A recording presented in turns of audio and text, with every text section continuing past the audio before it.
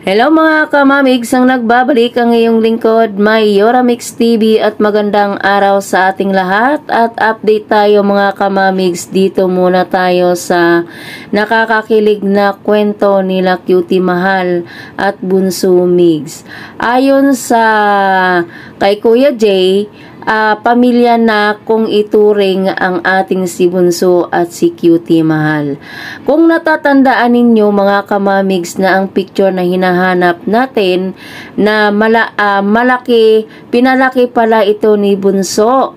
At nandoon po ito sa kwarto nila ni Cutie Mahal. At ang isa naman na dating hinahanap natin ay nandoon pa rin daw sa sala nila. At pag sila pala natigil sa bahay ni Tatay Jethro mga kamamigs, kung nakikita ninyo ang kubo na tinatambayan nila Tatay Jet, ay sa pinakakaalam natin po pala ay 3 palapag pala daw yun. At kung ang dalawang yan, si Bunso Migs at si Cutie Mahal, pag napunta pala yan doon, ay doon pala sa kubo na iyon nagkukulong.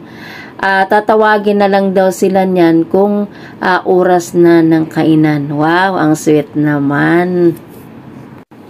At ayon pa doon mga kamamigs, na ang sabi nila ay nadula si Bunso doon sa pagtatapat kay Lola Lydia, yung natandaan ninyo, yung matanda. Yun po ay hindi yun na pagdudulas, kundi po yun ay talagang totoo po talaga na minahal ni Bunso si Cutie Mahal.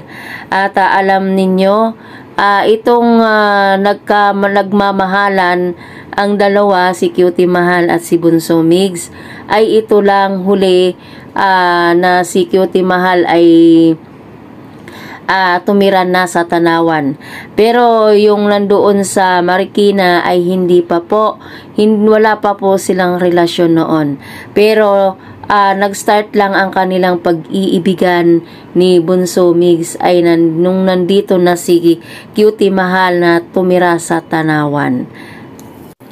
At sa mga nagtatanong naman kung bakit payat na si Bunso Migs at ito mga kamamigs ay hindi pa nakamove on at hindi pa lagi pang nasa isip ni Bunso Migs si Cutie Mahal. At wala siyang hindi siya palakain pala itong si Bunso ng gulay.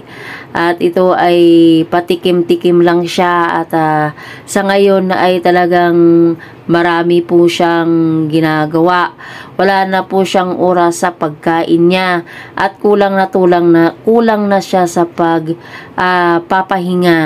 At ito pa lang si Bunso ay lagi po talaga itong nakatambay sa San Juan doon kina Tatay Jethro.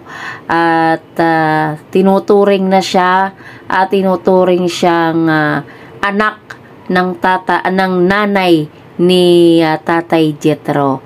Ay talagang alagang-alaga itong si Bunso natin pagdating doon sa San Juan kung sa pamilya ni Tatay Jethro. At sa prutas naman pala mga kamamigs, ang gusto palang kainin ni Bunsong ito ay melon. Grabe daw ito kung pakainin ng halo-halo. Sa isang araw, nakakaubos daw siya ng 3 baso sa loob ng isang araw.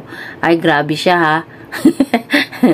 kaya pala siya tama na daw sa kanya yung halo-halo, kaya hindi na siya kumakain ng pagkain o kanin o ulam. Kaya pinipilit ng nanay ni Tatay Jethro na siya ay kumain ng gulay kasi nga sa kanyang katawan na siya ay nahuhulog na yung kanyang katawan. Numbaga, kaya siya pinapakain ng gulay kasi mahina pala pagdating sa gulay itong si Bunso, mga kabunsuan. At ang gusto pala nito ay yung mga street foods na pagkain tulad ng isaw, dugo, kung ano-ano pa yung mga quick. Ayan, yan ang talagang gustong-gusto niya. Kaya pala siya gano'n na laang. Nung nawala daw si Cutie Mahal ay diyan na lang, yun na lang ang kanyang na kinakain.